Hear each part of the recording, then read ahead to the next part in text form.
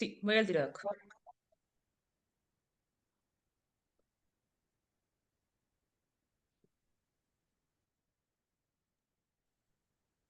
Se ve perfecto. ¿Ahí sí? Ya, súper. Bueno, buenas noches a todos. Hoy voy a presentarles sobre fluidoterapia en pediatría. Primero, como hoja de ruta, vamos a partir con una introducción. Después voy a hablar brevemente de los tipos de fluidos que podemos usar. Voy a mencionar el ayuno preoperatorio y el efecto que tiene este en nuestro manejo. Después ya el manejo intraoperatorio previamente tal, tanto de mantención como reposición de pérdida. Manejo postoperatorio y finalmente unas conclusiones. Primero, modo de introducción. El objetivo de la fluidoterapia perioperatoria es mantener la homeostasis corporal administrando una solución intravenosa que proporcione volumen intravascular y mejora así el gasto cardíaco y la entrega de oxígeno a los tejidos cuando las funciones que normalmente o fisiológicamente estarían funcionando van a estar alteradas tanto por el estrés quirúrgico como por algunos agentes anestésicos que nosotros usamos. En 1957, Holley y Segar proponen esta primera fórmula para calcular las necesidades calóricas e hídricas en pediatría, sí decir que eran pacientes hospitalizados y no necesariamente pacientes quirúrgicos, y ellos proponen la regla 4, 2 y 1, donde los primeros 10 kilos de peso proponen la administración de 4 ml por kilo de fluido, los siguientes 10 a 20 kilos de peso, 12 ml por kilo, y ya sobre los 20 kilos de peso, 1 ml por kilo. Todo esto son kilo hora. ¿Por qué es importante hablar de este tema en pediatría en particular? Porque como ya hemos conversado antes, hay algunas diferencias fisiológicas entre el adulto y el niño, y lo que siempre se dice en pediatría es que el niño no es un adulto pequeño. Tenemos que conocer estas diferencias fisiológicas. Entre ellas, el paciente pediátrico va a tener un volumen de líquido extracelular, un volumen sanguíneo mayor, una tasa metabólica más alta, y la tasa de recambio de líquidos también va a ser más elevada. Por ende, estos pacientes al verse enfrentados a mayores recambios de volumen, nosotros tenemos que anticiparnos y planificar cuidadosamente cuál va a ser la estrategia que vamos a usar, ¿no es cierto?, para enfrentar a este desafío. A medida que pasan los años, la agua corporal va a comenzar a disminuir, disminuye el líquido extracelular, aumenta el líquido intracelular y se va acercando a lo que nosotros vemos normalmente en adultos. Y puse esta tablita acá al lado para mostrarnos, ¿cierto?, la distribución de agua corporal y cómo estaba variando tanto el extra como el intracelular en el feto a medida que también ya va aumentando de edad el paciente.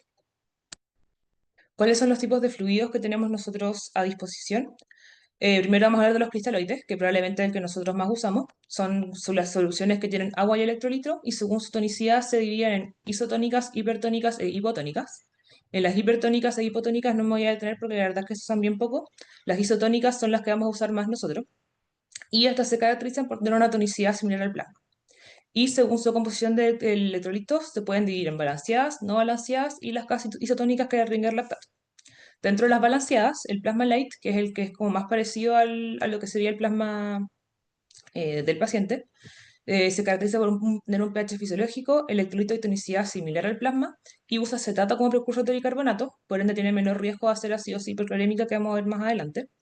Después las no balanceadas, el principal representante que sería el suero fisiológico, que la verdad es que de fisiológico tiene bien poco, y se compone sobre todo de agua y el cloruro de sodio. Lo que es importante del fisiológico es que la concentración de cloro que tiene es mucho mayor a la plasmática, por ende tenemos mucho mayor riesgo de hacer acidosis metabólica hiperclorémica. Y las consecuencias, ¿no es cierto?, que también trae, como disminución de la contractilidad miocárdica y por ende hipoperfusión a nivel de los órganos a distancia. Y después las casas isotónicas, que es el Ringer lactato, la verdad es que son levemente hipotónicas, tienen una tonicidad levemente inferior al plasma, pero son suficientemente parecidas a este como para ser usadas en mantenimiento y reposición. Tiene concentraciones de sodio y cloro similar al plasma y además tiene calcio, magnesio y, como dice su nombre, lactato. Puse esta tablita solo modo de mostrar, ¿no es cierto?, las diferencias que hay entre las distintas soluciones. Tenemos lo más a la izquierda, ¿no es cierto?, el suero fisiológico, después el Ringer, y lo más a la derecha lo que sería el Pedialyte o una solución balanceada. Los coloides, por otro lado, son soluciones que se caracterizan por tener estas sustancias de alto peso molecular. Se dividen en sintéticas y o sea, en naturales y sintéticas, perdón. Las naturales más conocidas son la albúmina, y dentro de las sintéticas tenemos los almidones, las gelatinas y las dextranas. El uso en pediatría, la verdad es que es controversial, no hay muchos estudios al respecto. Nuestro mayor susto con el uso de coloides, sobre todo, o sea, es el mayor riesgo de hacer una falla renal, sobre todo si en pacientes adultos que están cursando con un shock séptico. También el mayor riesgo de hacer alteraciones de la coagulación. Y también se asocia, ¿no es cierto?, a reacciones anafilaxoides el uso de este tipo de fluidos. Lo que se ha visto en niños, sobre todo en primer lugar, ¿no es cierto?, que se demostró en estudios de animales pediátricos, es que no había mayor falla renal en animales pediátricos usando dosis moderadas y altas tanto de gelatinas como de los almidones. Las alteraciones de la hemostasia en pacientes pediátricos se ha visto que solamente es con dosis altas de esto, y el volumen se ha demostrado seguro en niños que tengan función renal y van a ser sometidos a cirugías mayores. Por otro lado, en comparación con los adultos, la incidencia de reacciones alérgicas relacionadas con el uso de gelatinas es menor en niños, por ende lo que a nosotros nos podría preocupar más, la verdad es que en población pediátrica parecería ser un menor problema. Y después tenemos los hemoderivados, que tenemos que ser, la verdad, que bien juiciosos con el uso de esto, no es tema de llegar y transfundir a todos los pacientes. El requerimiento de esto va a depender tanto de la edad, de las pérdidas sanguíneas y de la hemoglobina basal que trae el paciente. Recordar que los recién nacidos y lactantes tienen mayor volumen sanguíneo por peso, pero son menos tolerantes a las pérdidas de oxígeno. Como sabemos, son pacientes que tienen un mayor consumo de oxígeno y un mayor porcentaje de hemoglobina fetal que tiene una mayor afinidad por el oxígeno. Entonces, siempre recordar que la transfusión de hemoderivados aumenta el riesgo de morbimortalidad, perdón, y no es cosa de llegar e indicarlo si es que no tiene valga la redundancia, indicación clara. Les puse arriba a la derecha una tablita que muestra los volúmenes sanguíneos como por edad. Vemos como en el recién nacido de pretérmino son 90 ml por kilo y cómo esto va disminuyendo hasta ya mayores de 2 años, que es bastante similar a lo que es en el adulto. Y abajo le quise poner la fórmula que es para ver cuál es el sangrado máximo que vamos a tolerar, ¿no es cierto?, con el paciente, donde el BST, que es el volumen sanguíneo por el peso del paciente, y esto lo multiplicamos por el hematocrito pre versus el mínimo que vamos a tolerar, partido por el hematocrito con el cual comenzamos. Y nosotros ya sabiendo cuánto es lo máximo que vamos a tolerar de sangrado, nos va a permitir a tomar decisiones que la verdad que están más informadas y son más acordes a los requerimientos del paciente. Voy a hablar brevemente del ayuno preoperatorio porque ya hice una presentación completa de este tema. Como sabemos, las reglas de ayuno en general en niños no se respetan y normalmente están superadas significativamente en muchos casos. Esto puede causar en el paciente malestar, falta de cooperación, deshidratación e hipotensión al momento de la inducción. Y por otro lado, sabemos que el paciente pediátrico tiene peor tolerancia a la hipoglicemia que el paciente adulto, y esto aumenta la agregación de lípidos, la producción de cuerpos cetónicos y por ende disminución de la concentración de bicarbonato y exceso de base. Entonces, no es una situación en la cual nosotros nos queremos encontrar. Lo que se recomienda en estos casos es mantener tiempos de ayuno pre y postoperatorio lo más cortos posible, fomentar líquidos claros hasta 2 horas, o como vimos en la presentación que hice hace algunas semanas, en algunos lados se dice 1 hora antes de la inducción anestésica. Y si es que se cumplen estas directrices, la verdad es que no es necesariamente iniciar una terapia de fluidos en el intraoperatorio, siempre y cuando sean niños que no sean neonatos y sean procedimientos breves. Entonces, al final, la vía venosa se pone más para administración de medicamentos y no necesariamente para dar una fluidoterapia en el intraoperatorio. Y en temas de ayuno preoperatorio también existe la discusión si es que hay que reponer las pérdidas por ayuno o no. La verdad es que se ha visto que no es necesario hacer una reposición de lo que se consideraría el tiempo de ayuno. Ya para entrar en el manejo intraoperatorio en sí, vamos a hablar primero de fluidoterapia de mantención y después de lo que sería la reposición de pérdida. El objetivo de la administración de volumen en el intraoperatorio, por un lado, es, como digo, administrar los fluidos necesarios para los requerimientos metabólicos basales y por otro lado, reponer las pérdidas. Yo creo que ordenarlo así hace un poquito más fácil para entender bien esto. Han habido muchas fórmulas para calcular estos requerimientos basales. Les mencioné la de Holiday al principio. La Sociedad Alemana de Fisiología de Cuidados Intensivos propone, por otro lado, el uso de soluciones balanceadas, glucosa entre 1 y 2,5% a una infusión de 10 ml kg, y eso ir ajustándolo según los requerimientos del paciente y según también los eventos en los que vayan ocurriendo en el intraoperatorio. Históricamente, para los requerimientos basales se han utilizado soluciones balanceadas sin glucosa y se hacía la excepción, ¿no es cierto?, en pacientes que tenían mayor riesgo de hipoglicemia, sean recién nacidos, prematuros, pacientes pequeños por la edad gestacional o hijos de madre diabética, que estén cursando con cuadros hipercatabólicos, pacientes que estén usando nutrición parenteral o pacientes con falla hepática. Pero ahora la verdad es que se va más hacia el uso de en cirugías prolongadas soluciones como isotónicas como el Ringer lactato y sí administrar glucosa al 1 a 2,5% para evitar la hipoglicemia en el intraoperatorio. Pacientes que tengan riesgo de hipoglicemia, como los que mencioné previamente, Tomaremos glucotests regulares y así ir ajustando los requerimientos para lograr una normoglicemia. Y no se recomienda administrar soluciones con presentaciones altas de glucosa libre, como eran las soluciones hipotónicas con glucosa al 5%, por riesgo de coma hiperosmolar, hiperglicémico, y tampoco nosotros queríamos estar creando en el paciente una complicación que no tenía previamente.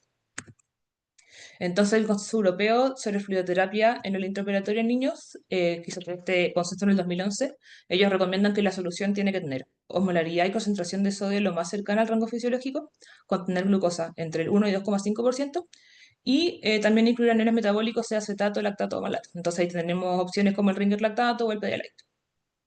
Al comparar esta solución con otras soluciones hipotónicas con glucosa al 5%, se vio que usar estas soluciones balanceadas reducían tanto riesgo de hiponatremia y sus complicaciones como podría ser, por ejemplo, una edema cerebral.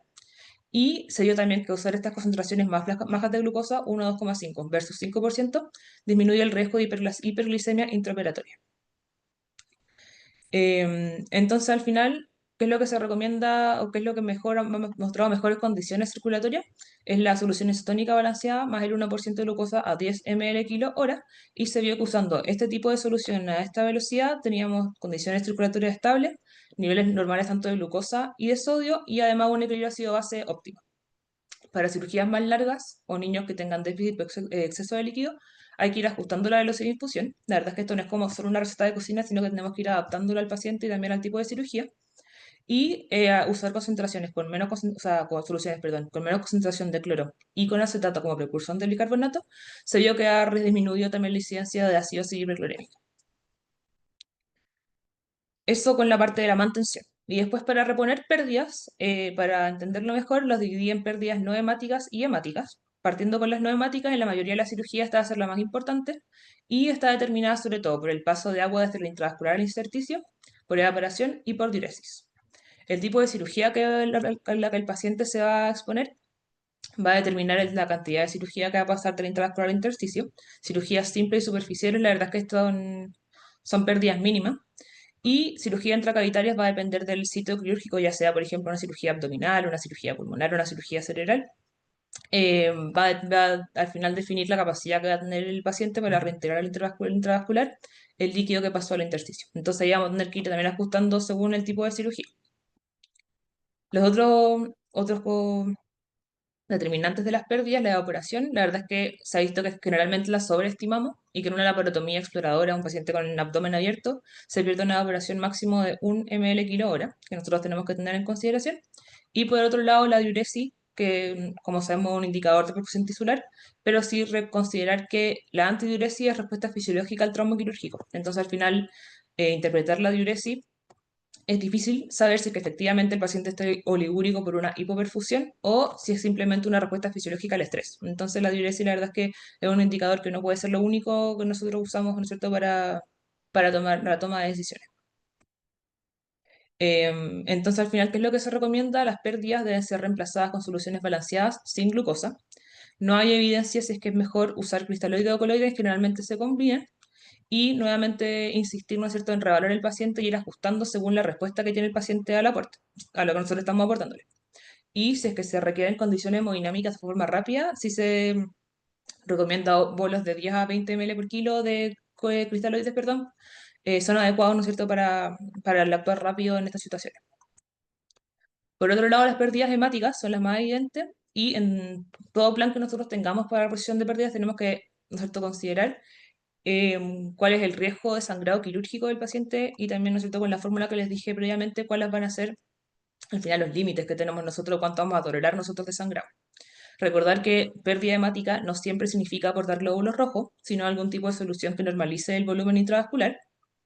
Lo que les dije previamente, estimar el volumen de sangrado que se aceptará y ajustar a la volemia del paciente, la condición y también el tipo de cirugía a la cual va a ser expuesto.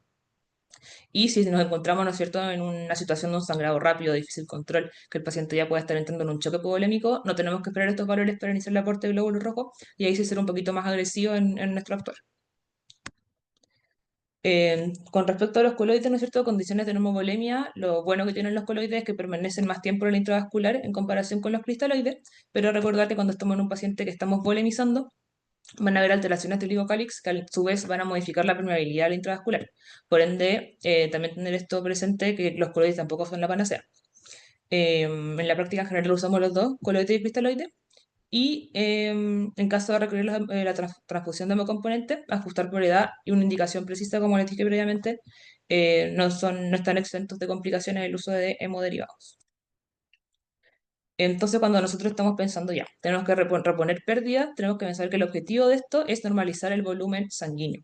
Entonces, este es esencial tanto para tener un retorno venoso adecuado, un gasto cardíaco suficiente y por ende, nosotros, lo más importante que es mantener una perfusión tisular óptima. Entonces, nosotros tenemos que enfocar nuestra reposición en eso. Primer paso, lo que ellos proponían, primero usar soluciones isotónicas balanceadas, partir con cristaloides, y esto nos ayudaría a mantener un volumen extracelular y volumen sanguíneo normal inicialmente. Recordar sí que usar cristaloides en altos volúmenes nos puede producir sobrecarga líquido intersticial, hemodilución, esto disminución del suministro de oxígeno y una recuperación postoperatoria más lenta, entonces tampoco quedarnos pegados solo en cristaloides tratando de reanimar al paciente. Y después, ya en segundo lugar, en un segundo paso, usar coloides en nuestras cirugías mayores, y esto nos ayuda a estabilizar el volumen sanguíneo y previene, ¿no es cierto?, sobrecarga de líquido intersticial, que es uno de los problemas o complicaciones que podríamos tener con un uso excesivo de cristaloides. Y con respecto a esto, la Agencia Europea de Medicamentos permite el uso de los hidroxialmidones para corregir hipovolemia cuando los cristaloides no son suficientes. Entonces, siempre tener presente, ¿no es cierto?, en nuestro arsenal que tenemos estas dos opciones.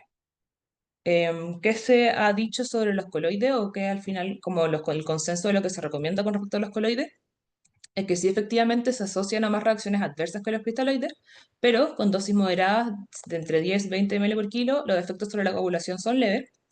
Pacientes con hipovolemia se pueden administrar con infusiones repetidas de 5 a 10 ml kilo hasta lograr el efecto deseado, o sea, dosis entre baja y moderada y sí administrar una dosis total moderada durante el menor tiempo posible. O sea, tampoco usar a libre abasto lo que son los coloides, porque si ahí se asociarían, ¿no es cierto?, a las complicaciones que les dije previamente, sea tanto en la coagulación como a nivel renal. ¿Qué nos dicen sobre el manejo del postoperatorio ya para ir cerrando esta presentación? Cirugías cortas y simples, promover la ingesta oral tan pronto como sea posible, que es lo que hemos estado intentando hacer un poco en el hospital, que los pacientes puedan comer apenas, ¿no es cierto?, estén ya más despiertos, sin dolor, sin náusea.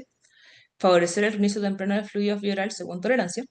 Y si no es posible, ellos recomendaban mantener una infusión basal y sumar posibles pérdidas que puedan presentarse en el postoperatorio según el tipo de cirugía a la cual fue sometido el paciente. Entonces, esta reposición en el postoperatorio va a depender de la cirugía, de cómo el paciente también despertó de esta, de la necesidad de reposición específicas también según el tipo de cirugía, y el control seriado de exámenes ir corrigiendo, ¿no es cierto?, según las alteraciones que nos vayamos encontrando. Eso también, obviamente, según el tipo de cirugía o del estrés quirúrgico al cual fue sometido el paciente. Y ya para cerrar, unas conclusiones sobre el tema. La fluidoterapia se tiene que individualizar según edad, peso, estado clínico y tipo de cirugía. No es una receta de cocina, pero sí hay ciertas directrices que nosotros podemos ir siguiendo, más que nada para ordenar qué es lo que vamos a hacer. Su objetivo principal es mantener la homeostasis, una volemia adecuada, estabilidad hemodinámica y una perfusión tisular óptima. Se recomienda en primera instancia el uso de soluciones balanceadas, idealmente riñón lactato, que se puede agregar glucosa al 1 a 2,5%. Si el paciente se encuentra en un estado de hipovolemia o shock, bolas de cristaloides de 10 a 20 ml por kilo, primera elección, y luego recordar siempre que tenemos también los coloides dentro de nuestro arsenal y que parecieran ser seguros en niños, sobre todo en dosis bajas a moderadas. Seleccionar cautelosamente indicaciones de hemoderivado según amerite caso a caso. Y una adecuada fluidoterapia preoperatoria tiene un impacto directo en la recuperación, complicaciones metabólicas y hemodinámicas. Entonces, al final, la fluidoterapia es como cualquier medicamento que nosotros le damos a un paciente, es una de las formas de medicamentos que más se usan en el día a día, por ende tenemos que tener bien claras las indicaciones y también las complicaciones o efectos adversos que pueden traer estos para, al final, entregar al paciente la terapia más adecuada para él. Y con esto estaríamos ya terminando.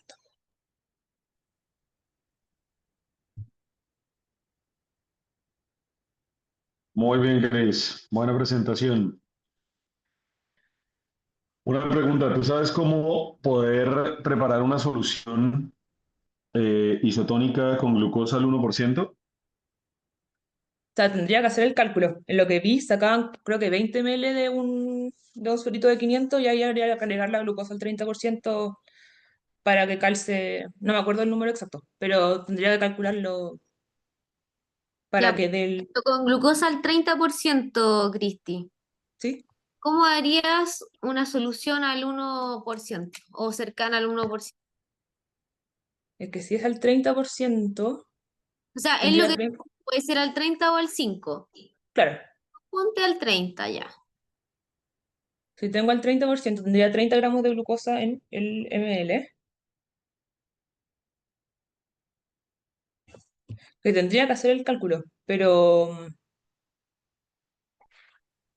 Ya no te vamos a pedir hacerlo, pero no tenés que saber, podría. Sí, ¿verdad? No sé si el Diego se refería a esa que nos han enseñado siempre, la misma a Sí, sí, sí. todos, Sí, sí, sí. Eso mismo.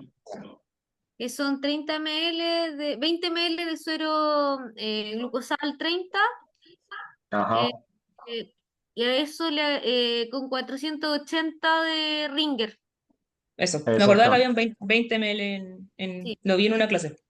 20 ml de glucosal 30 en 480 de Ringer lactato y te queda una solución al 1,2. Perfecto. No lo hacemos generalmente porque, ¿por qué? ¿Qué nos ha pasado con los pacientes que no llegan de la UCI?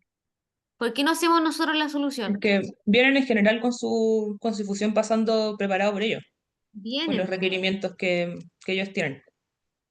Claro, entonces en el fondo la idea es que uno tenga un basal de requerimientos basales que no sea 100% glucosa, sino que tenga electrolito y también sea una solución muy isotónica, ¿cierto? Claro. Ese es el objetivo. Y por ejemplo, ¿en qué más te fijarías tú para decidir si yo voy a volemizar o no volemizar a un paciente? Por ejemplo, esas cargas que les damos de 10 a 20 ml, cuando sospechamos, por ejemplo, que el paciente está inestable hemodinámicamente. Además de la clínica, ¿qué más usarías tú? Como para ver si está respondiendo a volumen. O sea, en el fondo, para ver si requiere o no requiere más volumen, porque igual hay que recordar que son, dependiendo de la edad, va a tener un volumen circulante total que igual va a ser pequeño, ¿ya? Entonces no Claro. vamos a poder llegar y sobrecargarlos de volumen como un adulto sin tener repercusiones, ¿cierto? Ujú. ¿Cómo tú determinarías por ejemplo, en un niño de 1 año que viene por una cirugía abdominal que requiere bolos? O sea, que Ya, más allá de parámetros hemodinámicos, ver, estimar obviamente sangrados que haya habido durante la cirugía, ver diuresis, ya. ¿Y, ¿y qué más podríais hacer en pabellón? pero en qué contexto estoy? En el contexto de un pabellón, en una cirugía abdominal grande, en un niño de 1 año, donde tú sospechas que el paciente está inestable. ¿Por qué más te guiarías? O sea, lo Además hacemos de la... adulto, o sea, además de la clínica, nosotros también nos fijamos en otras cosas, nos ayudamos, nos apoyamos con otras cosas. ¿Con Sí, qué? igual podríamos ir controlando, por ejemplo, exámenes de laboratorio. Totalmente, ¿cierto? Eso Totalmente. además también nos guía a ver qué es lo que exactamente qué es lo que le está faltando al paciente para dar una reanimación como más dirigida. Claro, claro. Súper, súper bien. Por eso que yo siempre cuando pasábamos con los neos, siempre te decía, calcula el sangrado máximo tolerado al paciente. ¿Por qué? Porque tenemos que estar atentos. A veces son niños pequeños que las gasas se llevan 10 cc y con eso ya es suficiente y hay que transfundir. Y con Claro. el pedacito de intestino que se llevan y ya con eso es necesario transfundir. Yo te iba a preguntar, em, por ejemplo, ¿qué opinas tú de guiarse por la presión arterial en los pacientes pediátricos? Que al final el paciente pediátrico, o sea, la presión en el paciente pediátrico no es tan relevante, sería más guiarse, o sea, tampoco basarse en parámetros estáticos es la mejor forma, pero más guiarse por la frecuencia cardíaca más que por la presión. Ya. ¿Y qué exámenes le pedirías tú a un paciente pediátrico para ver si, no sé, pues requiere volemización o falta sangre, además de todo lo que ya hablamos que es clínica, Según hemograma, pero unos gases, electrolitos, glicemia, lactato, lactatos, ¿cierto? sí. Sí, esos son valores muy importantes. Y por ejemplo, la glicemia es súper importante, como lo dijiste, porque si son cirugías grandes, son niños prematuros o, o pacientes que tienen alguna alteración hepática, la hipoglicemia, o sea, es un riesgo súper alto, Claro. ¿cierto? También por eso lo importante era ajustando la terapia más que guiarse solamente por el número, que al final es una recomendación. Claro. Oye, ¿y desde qué edad tú usarías microgoteo? ¿O hasta Eh, qué edad mejor? Es la pregunta, ¿hasta qué edad? ¿hasta qué edad lo usaría o desde qué edad lo usaría? ¿Hasta qué edad? ¿O hasta qué? ¿Cómo te medirías tú para pedir versus una bomba de infusión o un microgoteo o un... O sea, yo pensaría, más que por edad, pacientes de menos de 5 kilos, idealmente hacerlo con bomba de infusión, ya sobre 5 kilos, poder guiarse más por un microgoteo, quizá. Ya. Generalmente es hasta los 10 kilos, Ya. ¿ya? Donde uno tiene que usar microgoteo. Algunos Hasta los 10 30. Yo me guío hasta los 30, pero así en los libros como pediatría y todo, 10 kilos, pía. como para pasar de microgoteo a una infusión normal. Claro, a una infusión. Perfecto. Em, y, bueno, ¿qué más te iba a preguntar?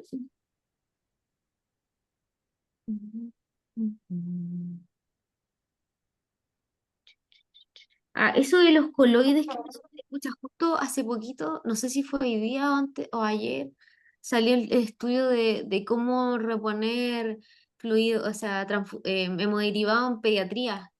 ¿Ya? Em, y hablaban un poco de los coloides. ¿Qué alcanzaste a leer de los coloides? O sea, más lo que puse en la presentación al final, que claro, las reacciones adversas que nosotros en general le tenemos un poquito de susto al uso de coloides, falla renal, alteración en la coagulación. En niños no era tan importante, sobre todo usar dosis baja a moderada, menos siempre de 20 ml kilo en dosis total. Y es Ujú. como un rango seguro para usar en niños, de lo que leí. Ya, oye, y Oye, y del cloruro, del cloro, ¿qué opinas tú del suero fisiológico? Como al para reanimar, final, porque no reanimamos con suero glucosado, por cierto, a sus pacientes claro, con estable. ¿Qué preferirías tú entre Ringer o fisiológico en no, niños? Ringer, tengo entendido, el fisiológico igual tiene más complicaciones, menos fisiológico que el Ringer, y sobre todo la acidosis metabólica hiperclorémica, que es como la gran complicación de un uso como importante de fisiológico, versus el Ringer, que se asemeja mucho más a lo que es el plasma. ¿Y qué paciente, por ejemplo, en qué cirugía sería de elección un suero fisiológico en un niño? ¿En qué cirugía? Quizás te podría ir Así, en una cirugía así como aguda, con un cuadro agudo, quizá algún paciente que esté con una alcalosis concomitante, no una sé si, alcaldía metabólica, ¿cierto? claro, no se me ocurre así como cirugía en específico, pero Ah, en ya. esos casos Bueno, que se benefician. la estenosis pilórica. Ya, Pacientes que llegó con un cuadro de vómito, donde se sospecha una estenosis pilórica, que tú vayas a pasar a pabellón, le vaya a tomar unos gases y va a estar hipoclorémico porque va a tener mucha pérdida de cloruro con los vómitos. ¿Ya? Entonces ahí puede ser que la podáis reponer un poquito con suero fisiológico. perfecto. Em, ¿Y qué más te voy a preguntar? Em, ¿Desde qué edad tú usarías línea arterial, así como para monitorizar invasivamente a tus pacientes? Creo que leí mayores de 1 kilo, o kilo y medio, pensar en poner línea, pero la verdad es que no estoy segura. Más de 1 kilo y se prefieren grandes vasos, Ya, no periféricos, ¿ya? O sea, perfecto. femorales, ¿ya? No, por ejemplo, radiales, ¿cachai? Claro. En el fondo más riesgo de estenosis, finalmente de isquemia, ¿cierto? Ahí está. No, muy buena tu presentación, Cristi. Sí, en verdad se nota que cuando uno te pregunta que manejaste el tema, y yo lo he visto con los pacientes pediátricos también, que es Gracias. cuando hay que reponer, que te das cuenta cuando hay que pasarle volumen, cuando ya no responden a volumen, hay que darse cuenta que requieren sangre, ¿ya? Y son niños que los límites son muy estrechos, por lo tanto uno no puede dejar pasar un CC, ¿ya? Claro. y tampoco podemos sobrevolemizarlos porque en el fondo alteramos la perfusión de todos los tejidos que tienen y finalmente no va a reemplazar la sangre. ¿Ya? Al final uno trata de ser como un poco restrictivo con la sangre, con los niños, por los efectos adversos que podrían tener, pero finalmente cuando el niño está sangrando y sabemos que su volumen circulatorio total son 20 cc y ha perdido 10, obviamente requiere sangre. ¿Ya? Hay que Pero, actuar más rápido. así que no, súper bien. Felicito. Gracias.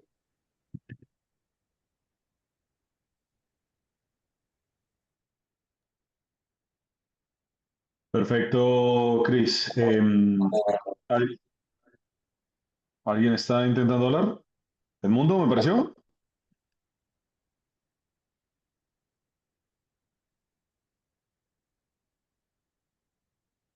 No, listo.